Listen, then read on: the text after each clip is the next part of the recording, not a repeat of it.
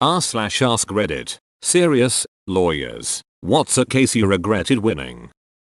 I do family law and I represented a father who had lost most of his custody from heroin use and imprisonment as a result. He came to me saying he was clean and doing good and had his life together and it checked out. He had been clean for almost 9 months not counting jail time and seemed sincere in wanting to resume a full relationship with his son. The other side fought viciously to keep him at extremely little custody and supervised at that.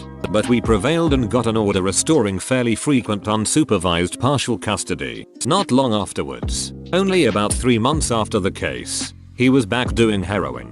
Sold most of his furniture, and for me the most soul crushing is that he set up a fake GoFundMe stuff for his child's cancer. His child didn't have cancer and has never had cancer, so you know where that money was going. I withdrew my appearance at this point, so I don't know what happened afterwards, but I imagine and hope his custody was taken away. Basically the net result of winning that case was that the poor boy had to witness his father relapse on heroin and was exploited for money. Worst case I ever won.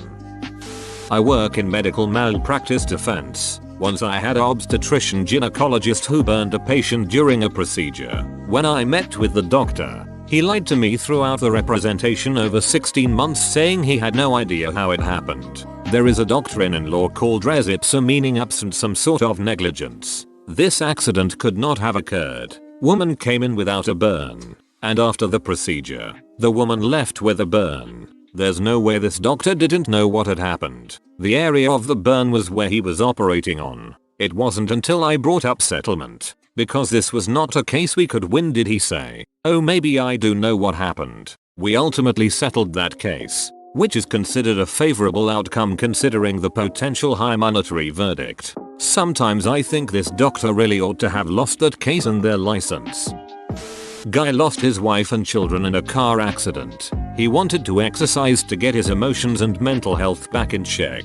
Doctor wrote him recommendations for exercise equipment, ball, chin-up bar, nothing crazy, and he submitted the expenses for same to his insurer. Client, insurer/adjuster, wanted this for tooth and nail because exercise equipment was only covered for physical rehab and he was not physically injured. I do not practice in this area anymore.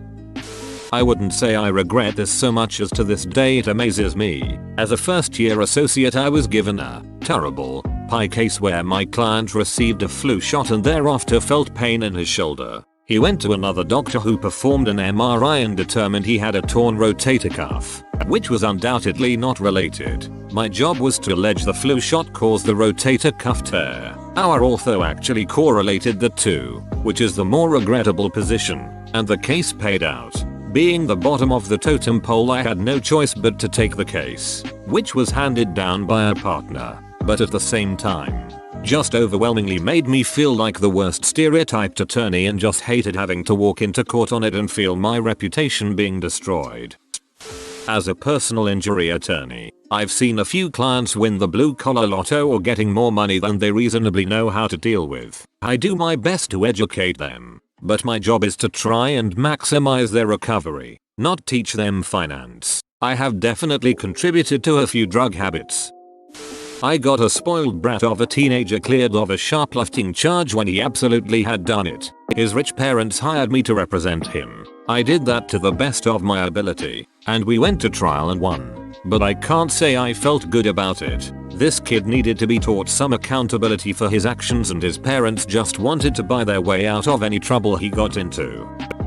Settled a personal injury case for a guy and he was set to get about $5,000. He was in jail. I held the money for a couple months and when he got out he came by to get the money without delay. The next day the cops came around and asked if I knew him. I explained that I did. I was told he died that night of an overdose and the only thing found on him was my card, some drugs he had not yet used, and a needle. Had this happened to me twice. Got my client out on bail only to thereof to have him up and killed. First time, he was in building supposedly selling. Got chased by the police and a struggle ensued where he was shot point blank in the head. Mother told me that it was my fault that he was killed and that I was working with the DA and the police. Second time, a young man no more than 16 gets released while waiting trial on robbery. One of the conditions of release was that he maintain a curfew. That very night he breaks curfew, goes over to somebody else's house and was killed in a drug-related robbery. Mother blamed me and said that the devil was working through me, that we were all demons. Criminal defense is a hard business. Edit. Thank you everyone for the kind comments. Rest assured I don't take what they said personally. I've been around a long time and know that they were just acting out and that I just happened to be the closest person at the time and the only one who would actually listen to them. Edit 2. LOL. Yeah, I can see how that reads like I might be talking about my mom. Going to leave it because of the LOL. But for the record, my mom thinks I'm a sin and can do no wrong. Edit 3. To the people saying that got what they deserved. Honestly, it's easy to throw stones. But drugs, alcohol, mental illness are tough things. GD willing, none of you will know what it's like. Edit 4. To those saying criminal lawyer bad etc. It would be easy if the world was just and the government never overreached. Who you going to go to when it's your turn to be ground under the wheel? Did a divorce where the husband, who I was representing, wanted to trade custody of his children for a set of bedroom furniture. The bedroom furniture was not even like a family heirloom. It was furniture that you could probably get at a Rooms to Go or something. Ugh. Still makes me ill. That's why I got out of family law. Edit. I'd honestly like to thank all of you for your various points of view on this particular pain point in my career. For the record, yes, I did win that particular point, but it did not fill me with any joy. But those who said that it was probably for the best, perhaps you're right. I won a summary judgment motion that my firm filed not expecting to win. We had a decent argument, but odds were way worse than a coin flip and judges don't like granting summary judgment because it's an extreme remedy. Client initially was thrilled. Case is over. We tried to break the news gently. Nope. 3 years later we're back in the same spot we were before we won our motion. The other side appealed it up to the state Supreme Court and won, because the Supreme Court said the trial judge should have denied our motion. So, we are back at square one. North of $100k in legal bills, with no resolution. Maybe it'll settle. Maybe it will go to trial. I'll find out in the next 3-4 months. ETA. Clarified my parenthetical. There was a case that I saw that involved a claim with fee shifting, meaning that if the plaintiff won, their attorney's fees would get paid by the defendant. Defendant pushed an aggressive legal position at trial that the judge agreed with, and won, avoiding a few thousand in liability to the plaintiff and a few thousand in attorney's fees. So far so good, but then the plaintiff appeals all the way to the state's high court, requiring a ton of briefing and time. High court agrees with plaintiff, reverses and sends back to the trial court, which now enters judgment against the defendant for a few thousand in damages against the plaintiff and tens of thousands of dollars in attorney's fees from the appeal. The defense lawyer probably regretted winning at first on that aggressive argument to the trial court. The one I particularly hated happened at my first law job. This woman was a long-term client of my boss. In the past 10 years or so, she has been caught driving under the influence 8 times. Violated home incarceration countless times, been caught with controlled substances a few times, and stabbed 2 people on home incarceration. My boss at the time was a master of getting people off for DUIs, so she had only been convicted of a DUI third and always managed to stay on home incarceration with whatever releases she desired. I always regretted her cases because that woman is truly a danger to the public. She's undoubtedly going to kill someone someday, but I'll be damned if she isn't the luckiest woman alive in getting away with DUIs. Eviction law. Basically every other case, even the a-holes. It's not rewarding to put people out on the curb, ever. Little late to the party, but I've got one I still think about a lot. Worked in criminal defense, represented a guy in a DUI. He had priors, so another convocation meant time. Loss of license, problems. Long story short, he was pulled over by police after they followed him leaving a bar. At trial I elicited admissions from the arresting officer that during the 2.5 miles he followed him for, he did not observe a single moving violation. No speeding, erratic driving, driving over the lines, blowing stop signs, running red lights, didn't even stop suddenly at red lights. Also got the DRE officer to testify that the accused only spoke Spanish and they couldn't get an interpreter officer to the roadside to explain the field sobriety exercises, which the officers documented the accused refused to perform. Jury came back in 15 minutes. Guy was extremely grateful, and his lovely family was very gracious in thanking me and our office. Feel good about the whole thing. Couple months later I'm in county to meet with a client, and I see him in one of the pods. Find out sometime after the trial he violently sexually assaulted his 8-year-old stepdaughter. Think about that one a lot.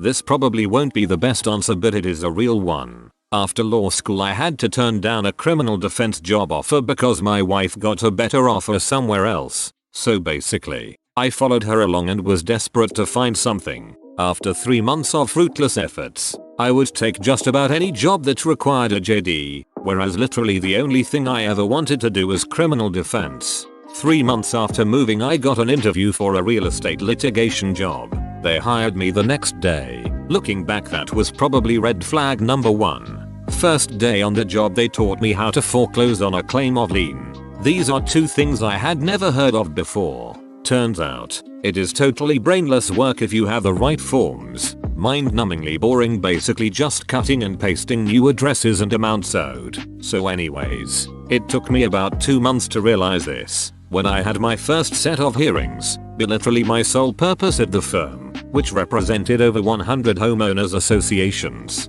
was to take people's houses away from not paying their homeowners association dues. After my first set of foreclosures, I actually slipped into a pretty legitimate depression.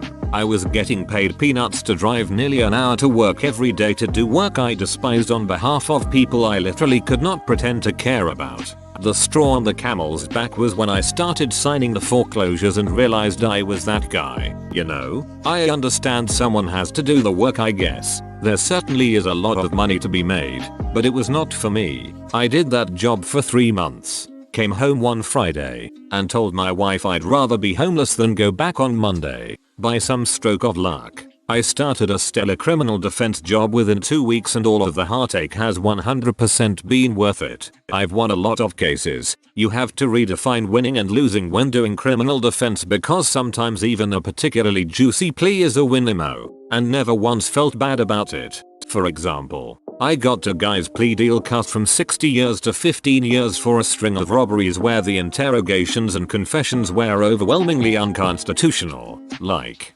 the interrogations were textbook How Not to Do an Interrogation Missouri v. Seibert, and stuff like that. Never lost sleep over someone not going to jail. So yeah, every case where I took someone's house away, probably 24 times, for not paying her fees, generally $4,000 or less, was the worst case I ever won. Duck hoers. Whoa, you made it to the end? You're a ducking beast. I'll cut you a deal. Smash like and subscribe for more curated content. It's free and that's a great price.